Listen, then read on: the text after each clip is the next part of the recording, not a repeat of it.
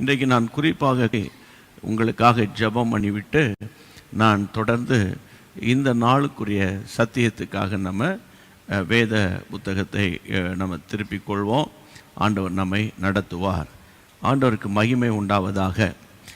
பிரியமானவர்களே, நீங்கள் வாசிக்க வேண்டிய வேத வசனம் 2 ராஜாக்கள் 6ஆம் அதிகாரம். 2 ராஜாக்களின் புத்தகம் 6ஆம் அதிகாரத்துக்கு வேதத்தை நீங்கள் திருப்பிக் கொள்ளும்படி அன்போடு கூட நான் கேட்கிறேன். ஆண்டவருக்கு மகிமை உண்டாகட்டும். 6ஆம் அதிகாரம் 6ஆம் வசனம். 6ஆம் அதிகாரம் 6ஆம் வசனம். தேவனுடைய மனுஷன் அது எங்கே விழுந்தது என்று கேட்டான். தேவனுடைய மனுஷன் அது எங்கே விழுந்தது என்று கேட்டான். அவன் அந்த இடத்தை காண்பித்தபோது ஒரு கொம்பை வெட்டி அதை அங்கே எரிந்து அந்த இரும்பை மிதக்க பண்ணி அதை எடுத்துக்கொள் என்றான். அப்படியே அவன் தன் கையை நீட்டி அதை எடுத்துக்கொண்டான்.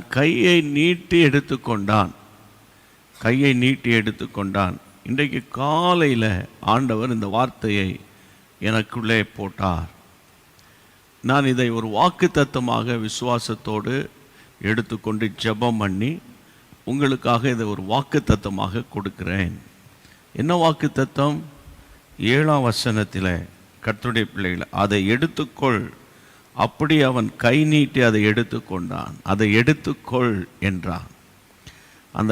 அந்த 7ஆம் வசனத்தை மட்டும் நீங்கள் வாசித்து பாருங்கள். சத்தத்தை உயர்த்தி வாயை திறந்து அந்த வார்த்தை வேர்டை நீங்கள் அப்படியே ப்ரொனவுன்ஸ் பண்ணுங்கள், உச்சரிங்க. அதை எடுத்துக்கொள் என்றான். அப்படியே அவன் தன் கையை நீட்டி அதை எடுத்துக்கொண்டான். ஆண்டவருக்கு மகிமை உண்டாவதாக. வேத வசனங்களை ஆண்டவர் சமயத்துக்கு ஏற்ற வண்ணமாய் நம்மோடு கூட அவர் பேசுவதற்காக நம் கையில் இந்த வேதத்தை கொடுத்திருக்கிறார். இந்த வேத வசனம் அதாவது ஏற்ற நேரத்தில் நம்மோடு கூட பேசுகிறது. பிரியமானவர்களே, இன்றைக்கு ஆண்டவர் உங்களுக்கு கொடுக்கிற வார்த்தை என்ன? எடுத்துக்கொள். உன் கையை நீட்டி எடுத்துக்கொள். என்னுடைய சத்தியத்தை நான் தொடர்ந்து உங்களோடு பேசுகிறேன். ஆனால் வாக்குத்தத்தம் என்ன? எடுத்துக்கொள். கர்த்தருக்கு மகிமை உண்டாவதாக. நீங்கள் என்னென்ன காரியங்களை சுதந்தரிக்க முடியாமல், எந்தெந்த காரியங்களை நீங்கள் கண்கூடாக பார்க்க முடியாமல் இருந்தீர்களோ, ஆண்டவர் சொல்கிறாரு, எடுத்துக்கொள். கர்த்தருக்கு ஸ்தோத்திரம். ஆண்டவருக்கு மகிமை உண்டாவதாக. எனக்கு அன்பான தேவனுடைய பிள்ளைகளே, இன்றைக்கு இதை சொல்லும்போது டிஜிஎஸ் தினகரன் தேவ மனிதர், அருமையான கர்த்தருடைய தாசன் அங்கிள் அவர்கள் சொல்லும் ஜெபம் பண்ணும்போது, ஆண்டவரே உம்முடைய கரத்திலிருந்து உம்முடைய ஆசீர்வாதத்தை நான் விசுவாசத்தோடு எடுத்துக்கொள்ளுகிறேன் ஆண்டவரே அப்படின்னு அவங்க ஜெபம் பண்ணுவாங்க. அடிக்கடி அவருடைய பிரசங்கத்தை முடித்து விட்டு ஜெபம் நடத்தும்போது அடிக்கடி இந்த வார்த்தை சொல்வேன், எடுத்துக்கொள்ளுகிறேன் ஆண்டவரே, விசுவாசத்தோடு நீர் எனக்கு ஆயத்தப்படுத்தின ஆசீர்வாதத்தை எடுத்துக்கொள்ளுகிறேன் கர்த்தாவே. அது ரொம்ப ஒரு அதிகாரப்பூர்வமாக, அதில் எந்த விதமான ஒரு கருத்து வேறுபாடு இல்லாமல், குழப்பம் இல்லாமல், சந்தேகம் இல்லாமல், ஆண்டவரே உம்முடைய ஆசீர்வாதங்களை எடுத்துக்கொள்ளுகிறேன் ஆண்டவரே அப்படின்னு அவங்க சொல்லி ஜெபம் பண்ணுறதை நான் இப்பொழுது நினைவு கூறுகிறேன். அப்போது நீங்கள் என்னென்ன ஆசீர்வாதங்களை எதிர்பார்த்து கர்த்தருடைய பிள்ளைகள், ஆசீர்வாதத்தில் 2 வகை இருக்கிறது. ஒன்று உலகத்துக்கு அடுத்த ஆசீர்வாதம், மற்றொன்று உன்னதத்துக்குரிய பரலோகத்துக்குரிய ஆசீர்வாதம். ஆசீர்வாதத்தில் 2 வகை தான் உண்டு. ஒன்று உலகத்துக்கு அடுத்த உலக பிரகாரமான ஆசீர்வாதம். நீங்களும் நானும் உலகத்தில் இருக்கிற வரைக்கும் இந்த உலகத்தில் என்னென்ன ஆசீர்வாதங்களை கர்த்தர் நமக்கு வைத்திருக்கிறாரோ அதை நம்ம சுதந்தரிக்கணும், அதை அனுபவிக்கணும். அதெல்லாம் அனுபவிக்கும்போது இதற்கு காரணமாக இருந்த கர்த்தரை நம்ம மகிமைப்படுத்த மறந்துடக்கூடாது. இன்னொன்று, கர்த்தருடைய பிள்ளைகளை, அந்த உன்னதத்துக்குரிய ஆசீர்வாதங்களையும் ஆண்டவர் தருகிற கர்த்தர். அப்போ முதலாவது உலகத்துக்கு அடுத்த காரியங்கள். இப்போ நான் இங்கே வருவதற்கு முன்பாக கூட ஒரு சகோதரி எனக்கு ஒரு இமெயில் பண்ணியிருந்தார்கள். நான் வந்து கணவன் இல்லாத ஒரு ஒரு ஒரு சகோதரி, கஷ்டப்பட்டு என் பிள்ளைகள்லாம் படிக்க வச்சு எல்லாம் ரட்சிக்கப்பட்டு பிள்ளைகள்லாம் கத்தருக்குள்ளே வந்திருந்தாங்க. ஆனால் இப்போ என்ன, எல்லோரும் படிக்க வச்சு எல்லாரையும் நான் கஷ்டப்பட்டு ஆளாக்குனாலும் இந்த பிள்ளைகள்லாம் இன்றைக்கி பின்வாங்கி போயிட்டாங்க. அது எனக்கு ரொம்ப பாரமாக இருக்குது, நீங்கள் ஜெபிப்பீங்களா அப்படின்னு அவங்க அந்த இமெயிலை பார்த்து அதுக்காக ஒரு பதில் சொல்லிட்டு தான் நான் இப்போ வந்திருக்கேன். அவள் பாருங்கள், அந்த வீட்டில் ஒரு பின்மாற்றத்தின் ஆவி. இப்போ உங்கள் வீடுகளில் இந்த பின்மாற்றம் இருக்கலாம். ஆண்டவரை தேடின பிள்ளைகள், ஆண்டவருடைய வேதத்தை வாசித்த பிள்ளைங்க இன்றைக்கி அதையெல்லாம் விட்டுட்டு பணம், காசு, வேலை இப்படியும் சுற்றிட்டு இருக்கும்போது, அதாவது அந்த வீட்டுக்குள்ளே அந்த பின்மாற்றத்தின் ஆவி அலைகிறது, ஜெபம் குறைகிறது. இது பலவீனம். இப்போது பலவிதமான ரூபத்தில் வருகிறது. அதனுடைய தாக்கமெல்லாம் வித்தியாசமாக இருக்கின்ற மருத்துவர்கள் ஆலோசனை கூறுகும்போது அது குடும்பத்தில் எவ்வளோ ஒரு வேதனை இல்லையா? ஆரோக்கியமாக போய் வேலைகளை செய்து கொண்டு சந்தோஷமாக இருக்க வேண்டிய சூழ்நிலையில் இந்த பலவீனம் வந்து எந்த டாக்டர்கிட்ட போகிறது, எங்கே போகிறது? இப்போல்லாம் பார்த்தீங்கன்னா அதாவது இந்த ஹோட்டலுக்கு போனால் தான் அதில் இந்த 3 ஸ்டார் ஹோட்டல்லாம் இவ்வளோ ரூபா, 5 ஸ்டார் ஹோட்டல்லாம் இவ்வளோ ரூபா, 2 ஸ்டார் ஹோட்டல்லாம் இந்த ரூபா, அதுக்கு கீழே இருக்கிற சில சின்ன குட்டி ஹோட்டல்களை இவ்வளோ ரூபான்னு அங்கேயே அவங்க பிரிண்ட் பண்ணி வச்சுருப்பாங்க. இப்போ அதே மாதிரி தான் இப்போ ஆஸ்பத்திரிக்கெலாம் போனோன்னே அவங்க பிரிண்ட் பண்ணிலாம் வைக்க மாட்டாங்க. ஆனால் போனோன்னு இவ்வளோ ரூபாயை கட்டிட்டு நீ உள்ளே போய் படுத்துக்கோப்பா, அவ்வளோதான். அப்போது அந்த மாதிரி இப்போ வந்து அந்த அந்த அளவுக்கு வந்துட்டாங்க. மனுஷனுடைய உயிரை குறித்த அந்த கரிசனை இருக்கிறது போல இருந்தாலும் உண்மையான கரிசனை இல்லை. அப்போது அன்பான தேவனுடைய பிள்ளைகளை, எப்படி மக்கள் படித்த மக்களுக்கு கூட எந்த ஆஸ்பத்திரி போகிறதுன்னு தெரியல, எங்கே போகிறது, எந்த மருத்துவரை பார்க்குறதுன்னு தெரியல. ஒரு பெரிய ஒரு கன்ஃபியூஷனோடு மக்கள் வாழ்ந்து கொண்டிருக்கிறார்கள். இன்னொரு பக்கம் பொருளாதார நெருக்கடியை சமாளிக்க முடியாமல் தடுமாறுகிற மக்கள். இது யாருக்கு தெரியும்னா, அந்த நெருக்கடியில் இருக்கிறவங்களுக்கு தான் நான் பேசுகிறது சரியாக சொல்கிறீங்கன்னு இருக்கும். அவ்வப்போது பணம் வருது, செலவழிக்கிறோம், அந்த காரியங்கள்லாம் பண்ணிகிட்டு இருக்கோம். அவங்களுக்கெல்லாம் அப்படிலாம் ஒன்றும் இல்லை, நாங்கள் ஸ்மூத்தாக தான் போகுதுன்னு அவங்க சொல்லுவாங்க. அப்போது இன்னும் கூட சொல்கிறேன், அதெல்லாம் சும்மா சார், அதெல்லாம் ஒன்றும் இல்லை, எல்லாம் ஓகேயாக இருக்குது. பாருங்கள், அந்த பிரச்சாரத்தில் கூட்டத்தில் பாருங்கள் எவ்வளோ கூட்டம் வருது போகுது, கோயில் திருவிழாக்களில் பாருங்கள் எப்படியெல்லாம் இருக்குது, அதெல்லாம் ஒன்றும் கிடையாது அப்படின்னு பேசி கொண்டிருக்கிற மக்கள் நடுவில் அனுதினமும் பலவீனமாக இருக்கிற மக்களும் இருக்கிறார்கள்.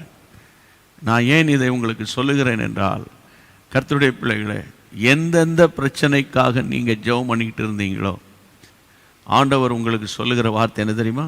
கை நீட்டி எடுத்துக்கொள்.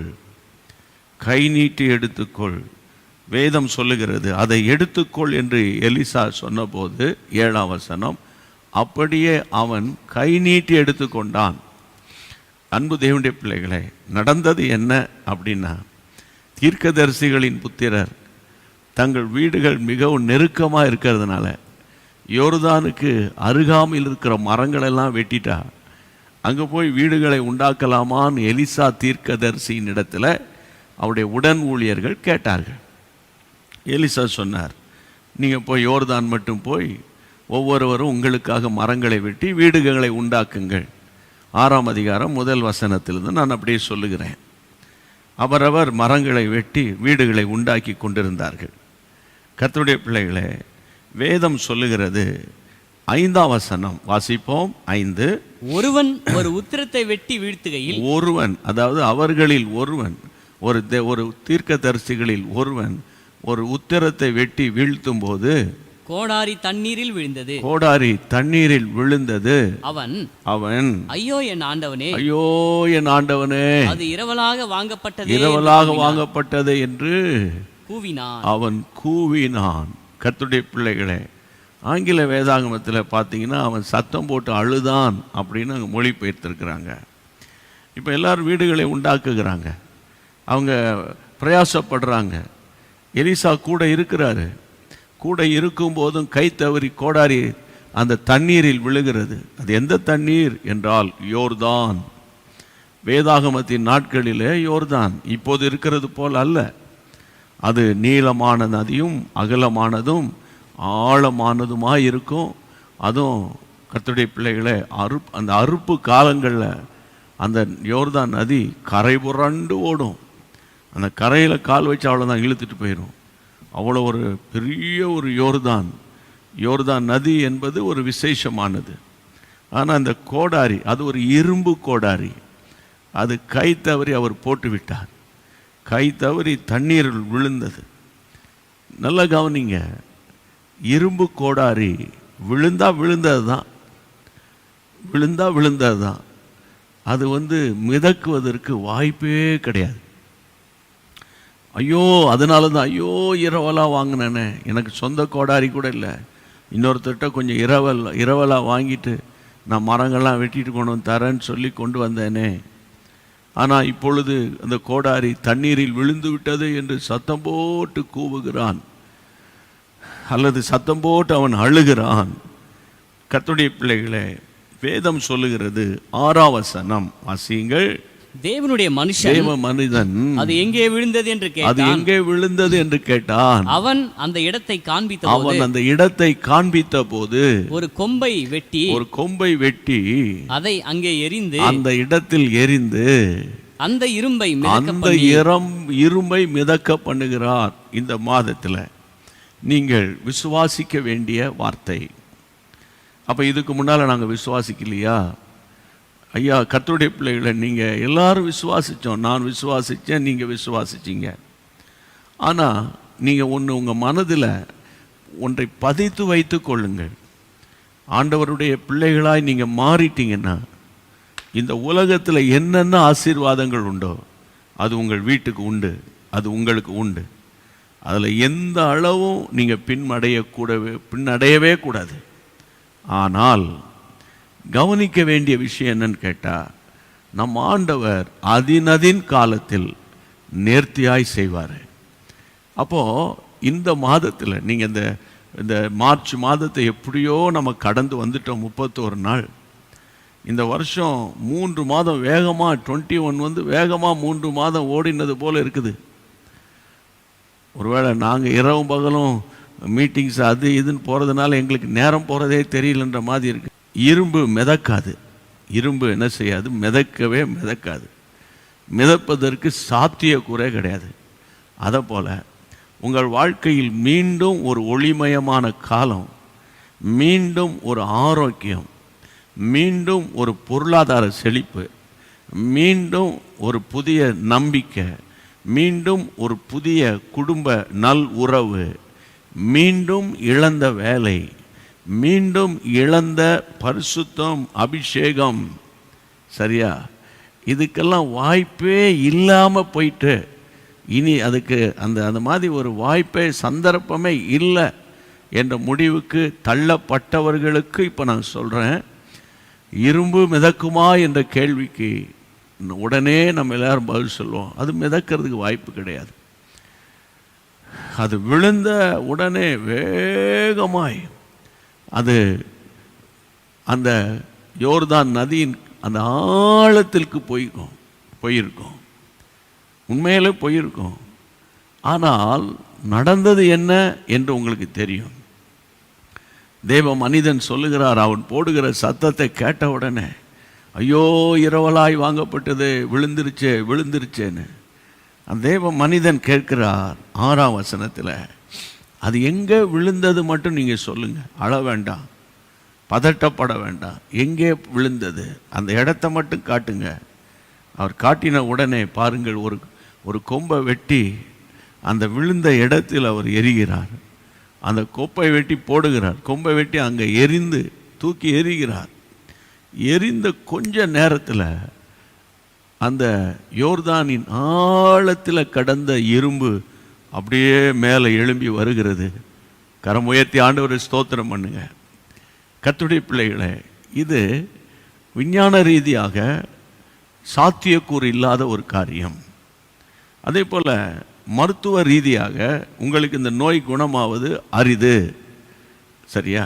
உங்கள் குடும்ப சூழ்நிலை எல்லாம் பார்த்தா இப்படிப்பட்ட ஒரு நல்ல காரியம் இனி நடப்பதுக்கு வாய்ப்பே இல்லை. இப்போது இருக்கிற எல்லா கதவுகளும் அடைக்கப்பட்டது போல் இருக்கிறத பார்த்தா எதிர்காலம் இருண்டு இருக்கிறது என்று நீங்கள் சொல்கிறீங்கல்ல. இப்போ கர்த்தருடைய நாமத்தில் சொல்கிறேன், இரும்பு மிதந்தது உண்மையானால் மீண்டும் உங்களுக்கு கர்த்தருடைய பிள்ளைகளை ஒரு புதிய ஒரு ஒரு ஒரு ஒளிமயமான ஒரு ஆசீர்வாதத்தின் காலம் உங்களுக்கு மீண்டும் துளிர்க்கிறது என்று நான் பேசுகிறேன். விசுவாசிக்கிறவங்க ஆமேன் சொல்லுங்க. ஆமேன் என்றால் என்ன அர்த்தம்? அது அப்படியே ஆகட்டும் ஏன்னு அர்த்தம். கர்த்தருக்கு ஸ்தோத்திரம். அதனால் நீங்கள் ஒன்று புரிஞ்சுக்கணும், நீங்கள் சொல்கிறதுனால நான் ஆமேன்னு சொல்கிறேனே தவிர, எனக்கு இந்த மாதிரி கேட்கும்போது நல்லா தான் இருக்குது, ஆனால் அதுக்கப்புறம் பார்த்தா நான் நினச்சது ஒன்று நடந்தது ஒன்றுன்னு இருக்குன்னு நீங்கள் சொல்கிறீங்கள. நான் என்னுடைய பாலிசி உங்களுக்கு சொல்லி கொடுக்குறேன். கர்த்தர் எனக்கு சொல்லி கொடுத்ததை சொல்லி கொடுக்குறேன். அதாவது கர்த்தருடைய பிள்ளைகளை, நான் நினைச்ச நேரத்தில் ஒன்று எனக்கு எத்தனையோ நேரங்களில் நடக்கலை. என்னுடைய தனிப்பட்ட காரியமாக இருக்கட்டும், ஊழியத்துக்கு எடுத்த காரியமாக இருக்கட்டும், நான் நினச்சது போல் நிறைய நேரங்களில் நடக்கலை. ஆனால் நான் நினச்சது நடக்கும், ஒரு நடந்திருக்கு. அது எப்போன்னா நான் நினையாத நேரத்தில். ஆமேன், கர்த்தருக்கு மகிமை உண்டாகட்டும். அப்போ அதிலிருந்து ஒரு முறை 2 முறை இல்லை, அது பல முறை.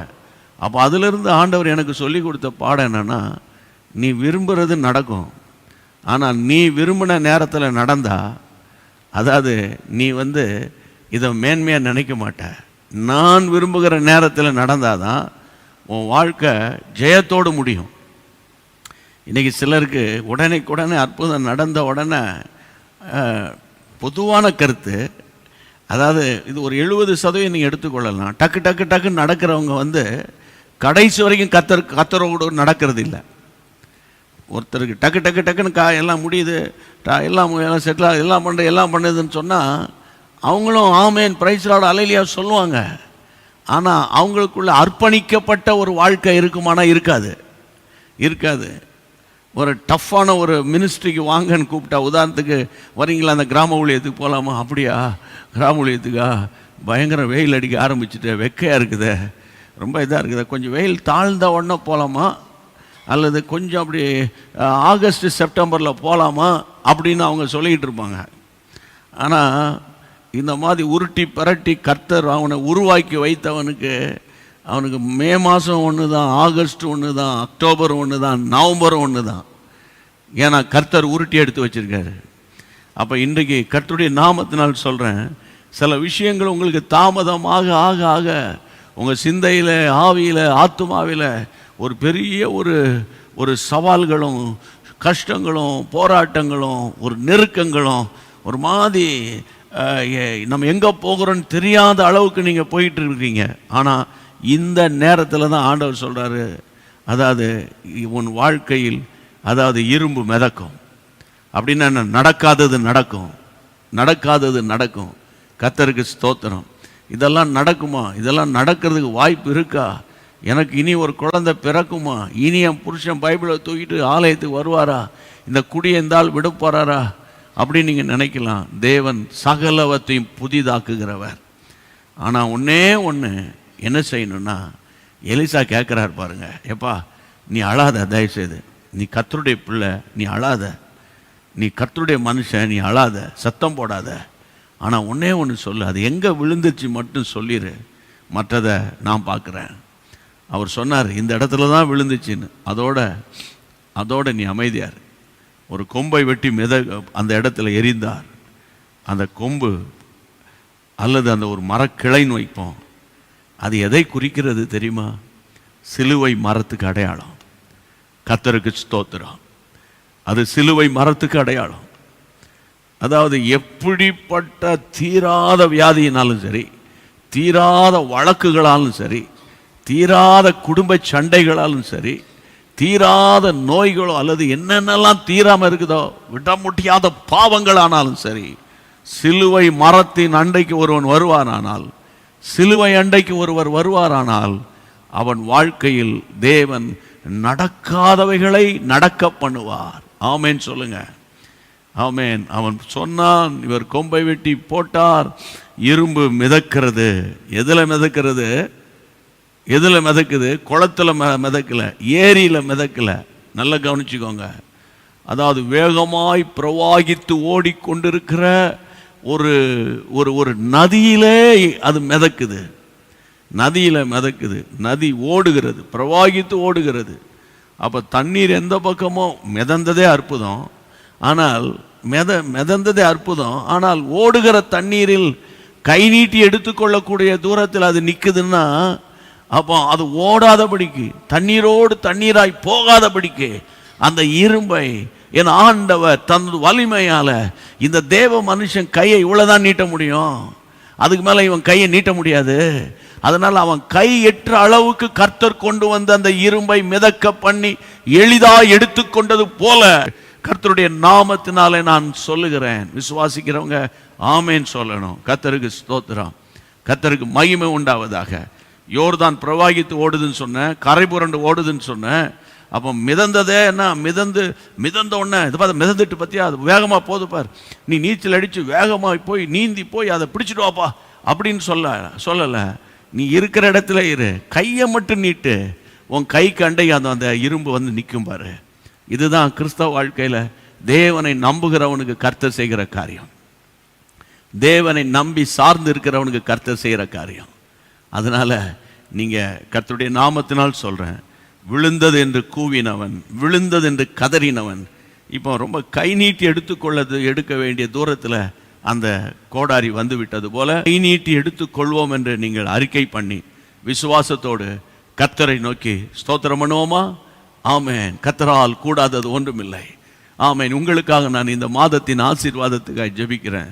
எங்கள் பரிசுத்த பிதாவே, வானத்துக்கும் பூமிக்கும் சகல அதிகாரங்கள் படைத்தவரே, நடக்காது, முடியாது, விழுந்துட்டு அவ்வளவுதான், ஆமேன், உயிர் ஊசலாடி கொண்டிருக்கிறது, அல்லது எல்லாம் முடிஞ்சிட்டு இனி என் என் பேங்க்ல இருந்த பணமெல்லாம் காலி, இன்னும் ஒன்றுமே இல்லை, இனி என்னத்தை பண்ண போகிறோன்னு தெரியல, பிளாங்காக இருக்குது, வேலை போயிட்டு அடுத்த மாதத்துக்கு வழி என்ன செய்ய போகிறோம், ஆமேன், சூழ்நிலை ரொம்ப பாதகமாக இருக்க, சுகர் லெவல் கூட்டிகிட்டு போகுத, என்னால் தாங்க முடியலையே, எல்லாம் பலவீனமாக இருக்க, இயேசு கிறிஸ்துவின் நாமத்தில் நான் ஜெபிக்கிறேன் அப்பா, எளிதாக எடுத்துக்கொள்வீர்கள். ஷாகா பாகா பாகா, தூரத்திலே பார்த்ததை, தூரத்திலே கர்த்தருடைய பிள்ளைகளை கண்ணு கெட்டாத தூரத்தில், கை கெட்டாத தூரத்தில் இருந்ததை உங்கள் கை நீட்டி எடுத்துக்கொள்ளக்கூடிய இடத்தில் என் ஆண்டவர் உங்களுடைய ஆசீர்வாதங்களை உங்களுக்கு அருகாமையில் கொண்டு வருகிற மாதம். ஆமேன், ஆமேன், ஆமேன், ஆமேன், ஆமேன், ஆமேன். தகப்பனே, நீர் அப்படியே செய்து உங்களுடைய பிள்ளைகளை திருப்தியாக்கி நடத்த போகிறீர், திருப்தியாக்கி நடத்த போகிறீர். திருப்தி என்ற வார்த்தையை சொல்லுங்க, ப்ரொனவுன்ஸ் பண்ணுங்க. ஹல்லேலூயா. திருப்தியாய் நடத்த போகிறீர், திருப்தியாய் நடத்த போகிறீர். என்னுடைய ஜெப வாழ்க்கை எனக்கு திருப்தியா இருக்க போகுது, பைபிள் ரீடிங் திருப்தியா இருக்க போகிறது, பரிசுத்த வாழ்க்கை திருப்தியா இருக்க போகிறது, என்னுடைய பொருளாதார வாழ்க்கை திருப்தியா இருக்க போகிறது, என்னுடைய பிசினஸ் எனக்கு சாட்டிஸ்பாக்சனாக இருக்க போகிறது. ஆமென். எல்லாவற்றிலும் ஒரு திருப்தியை நான் ஆண்டவரே நான் காண போகிறேன் என்று இயேசுவின் நாமத்தில் உம்முடைய பிள்ளைகளுக்காக ஜெபிக்கிறேன். இந்த ஜெபத்தை கேட்டபடியால் கரங்களை தட்டி ஸ்தோத்திரம் பண்ணிருங்க. நடத்திடுவார், தேவைகளை சந்திப்பார், ஆமென். எடுக்க வைப்பார், பிறருக்கு கொடுக்க வைப்பார், திருப்தியாக்கி நடத்திடுவார், ஆமென். தேவைகளை சந்திப்பார், மீதம் எடுக்க வைப்பார், பிறருக்கு கொடுக்க வைப்பார். பாடி கொண்டாடுவோம், சொல்லுவோம், பாடி